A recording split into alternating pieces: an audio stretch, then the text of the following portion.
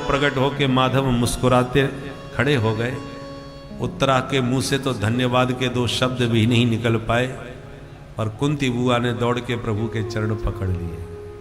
भगवान बोले, बुआ जी प्रणाम तो मुझे करना चाहिए, आप मुझे प्रणाम कर रही हो। हाथ जोड़ के कहा, गोविंद थोड़ी देर के लिए मौन हो जाओ, क्योंकि जब जब मैं आपकी भगवत्ता को समझ लेती हूं कि ये साक्षात भगवान है, तभी तब आप बड़े प्यार से बुआ जी, इतने प्यार से मुझे बुआ जी बुलाते हो कि मुझे फिर भतीजा ही भतीजा दिखने लगता है और भगवत्ता को बिल्कुल भूल जाती हो। इसलिए आज जो हृदय के उद्गार हैं वो मुझे कहने दो। कहो। 26 श्लोकों में प्यारी स्तुति गाई। नमस्ये पुरुषं त्वाद्यं ईश्वरं प्रकृते परं अलक्ष्यं सर्वभूतानां अन्तर्बहिरवस्थितं कृष्णाय वासुदेवाय देवकी नंदनाय च नंदगोपकुमाराय गोविंदाय नमो नमः। आद्यम पुरुषम त्वाम नमस्ये। हे आदि पुरुष भगवान, मैं आपको प्रणाम करती हूँ। भगवान कैसे पुरुष हैं? पुरीसु शरीरेषु अंतर्यामी तया शेतेति पुरुषः। जो प्रत्येक पुरियों में, पुरी क्या है? 84 लाख देहधारी। इन समस्त पुरियों में भगवान अंतर्यामी बन के निवास करते हैं। पुरुष सूक्त में भी वर्णन है। ऐसे परम पुरुष घटघटवासी गोविंद, आपके चरणों में मेरा प्रणाम है। अंतर वही अवस्थितम, भीतर बाहर सब जगह आप ही रहे हो, फिर भी अलक्षम, दिखाई किसी को पड़ नहीं रहे। सब जगह हैं तो दिखाई क्यों नहीं पड़ते? बोले माया जवनिका छन्नम, माया के घूंघट में छुपे रहते हैं। बड़े बड़े अमलात्मा विमलात्मा महात्मा नहीं जान पाए आपको, तो कथम पश्चिम ही स्त्रिया, एक सामान्य स्त्री मैं आपको भला क्या समझ पाऊंगी? मैं तो इतना ही समझ पाई कि मेरी भाभी देवकी और भैया वसुदेव के आप लाला हो, नंद गोप कुमार बन के ब्रज में खेले हो, इससे ज्यादा मैं क्या जानूं। पर एक बात तो मैं अच्छी तरह जान गई कि मेरे ऊपर आपकी कृपा भरपूर है। कैसे जाना? बोले आपने अपनी मां देवकी के बेटे नहीं बचाए, कंस ने एक एक करके 6 मार दिए, पर मेरे 5 में से एक को भी आंच नहीं आने दी। आपने मेरे 5 के 5 बचा लिए। इससे सिद्ध होता है कि मेरे ऊपर कृपा तो भरपूर है। तो यही वह नाथे न मुहुर विपद गणार, क्योंकि मैंने आपको अपना सर्वस्व मान लिया था, नाथ मान लिया था, क्योंकि अनाथ थी तो आपने सबको बचा लिया। भगवान की एक प्रतिज्ञा है, उसी की रक्षा करते हैं जो एक बार शरणम प्रपद्ये कह दे, रक्षापेक्षा मपेक्षते। ये शर्त क्यों लगा दी? एक बार तुम्हें मेरी शरण में आना पड़ेगा। बिना शरण में आए क्यों नहीं करते कृपा? बोले फिर व्यवस्था बिगड़ जाएगी हमारी। क्या व्यवस्था बिगड़ जाएगी? बोले यदि बिना शरण में आए हम कृपा करेंगे तो हम पर पक्षपात का दोष लग जाएगा। उन पर कृपा कर दी, हम पर क्यों नहीं करी भाई? हम आपके बच्चे नहीं है क्या? अरे अमृतस्य पुत्राः वयम, हम सबके सब उन्हीं की संतान है। अब कोई पिता एक पुत्र पर कृपा करे, दूसरे पर न करे, तो ये तो पक्षपात का दोष पिता पर लगेगा। इसलिए भगवान ने कहा हम सब बच्चे हमारे हैं, पर जो हमारी शरण में आके एक बार बोल देता है तवास्मी, प्रभु मैं सिर्फ तुम्हारा हूं, एक बार तो कहना पड़ेगा। सकृदेव प्रपन्नाय तवास्मी इति याचते अभयम सर्वभूतेभ्यो ददामि तद्व्रतम मम। एक बार कहना पड़ेगा, नहीं तो राक्षस कल कहेंगे कि प्रभु आपने देवताओं पर कृपा करी, महात्माओं पर कृपा करी, हम क्या तुम्हारे बच्चे नहीं है? हम राक्षसों पर कृपा क्यों नहीं कर रहे?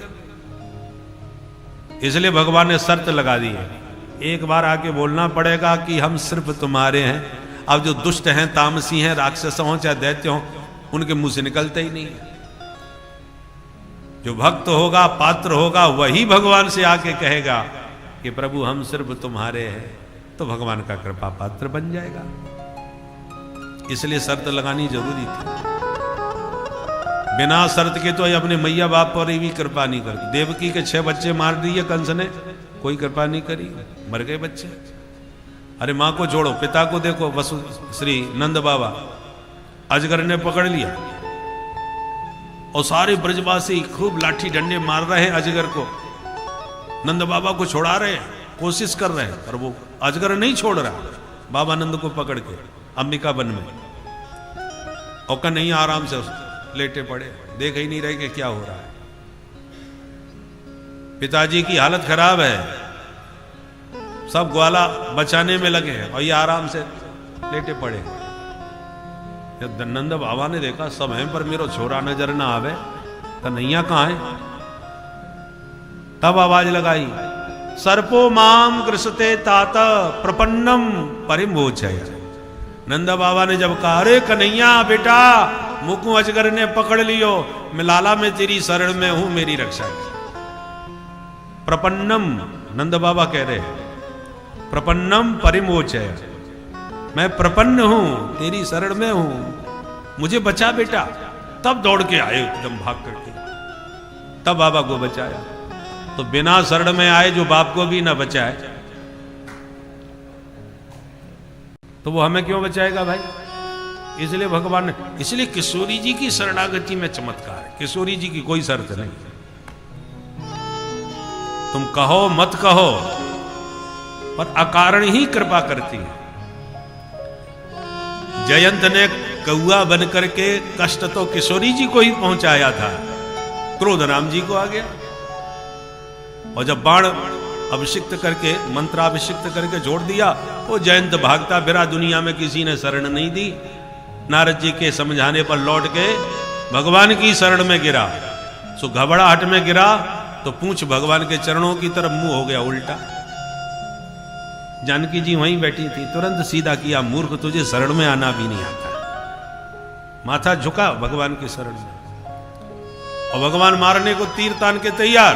किशोरी जी ने हाथ पकड़े, सुनो सुनो, आपकी शरण में आया है, शरणागत को मारोगे आप। अब अपराध जानकी जी का किया है और फिर भी उसका पक्ष ले रही है। इसलिए गोस्वामी जी ने कहा, जनक सुता जग जननी जानकी, जग जननी जाने अतिशय प्रिय करुणा निधान। उद्भव स्थित संहार कारणीम क्लेश हारणीम सर्वश्रेयस करीम सीताम नतो हम राम वल्लभा।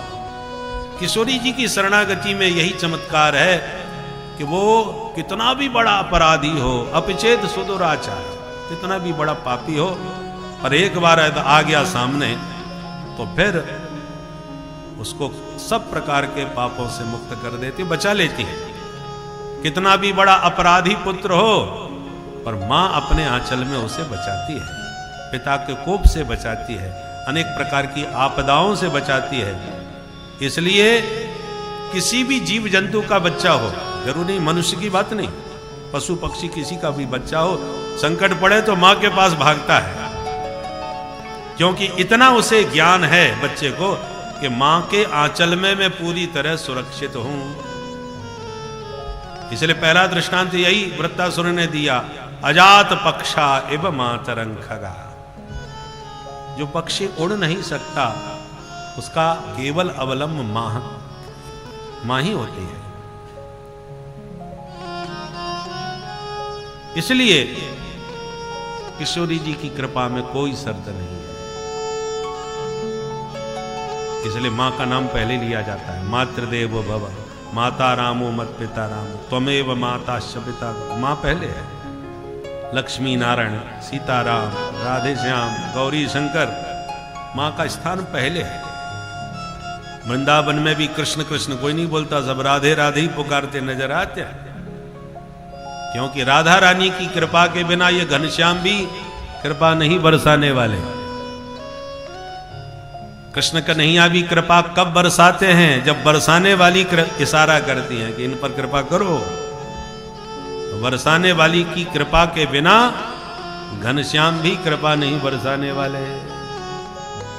बोल बरसाने वाली की जय, राधा रानी की जय। इसलिए ब्रज में राधा राधा सब पुकारते हैं। तो भगवान की कृपा में तो शर्त है, एक बार कहना पड़ेगा तबास्मी।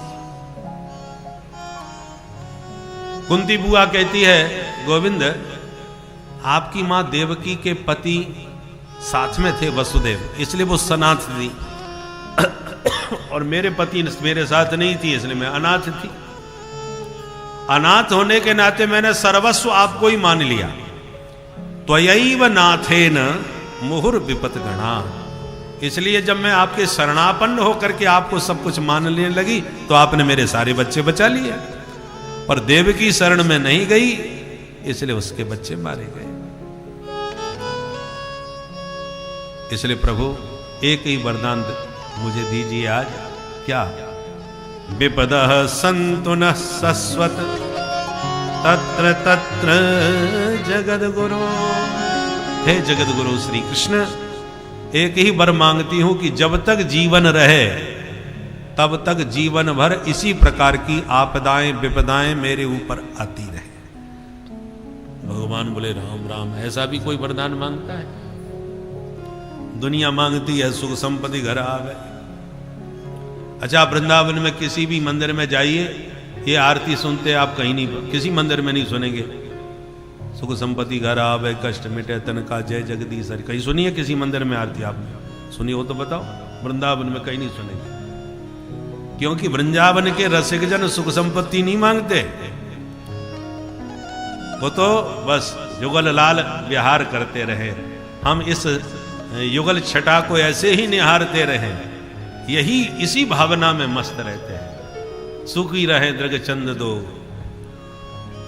स्वप्न सदा तुमको आवे, ऐसी प्रार्थना करते हैं विश्राम के समय, शयन आरती के समय। तो ये भावना है रसिकों की। तो प्रभु, और यह कुंती बुआ कहती हमें तो विपत्ति चाहिए। बुआ विपत्ति क्यों चाहिए? जीवन भर विपत्ति तो आपने उठाई है, विपत्ति से क्या मिलेगा? बोले भवतो दर्शनम यत् स्यात्, मैंने हर विपत्ति में सदा आपके दर्शन किए हैं। जब जब आपदा विपदा आती है तुरंत आप दौड़ के हमारे पास आ जाते हो, और जब कोई आपत्ति विपत्ति नहीं रह जाती सो ही राम राम करके भग जाते हो। तो जो आपदा विपदा आपको मिला दे और जो सुख समृद्धि आपको हमसे दूर भगा दे, तो मैं यही चाहूंगी कि सदा विपत्ति बनी ही रहे, ताकि आप सदा हमारे पास बने रहो। भगवान बोले बुआ ऐसी बात है तो सारे कार्यक्रम स्थगित, मैं कहीं नहीं जा रहा, आपके पास ही रहूंगा। और भगवान द्वारका जाने की यात्रा स्थगित कर दी है। बुआ का हाथ पकड़ के उनके महलों में प्रविष्ट हो गए। बोलो भक्त वत्सल भगवान की जय।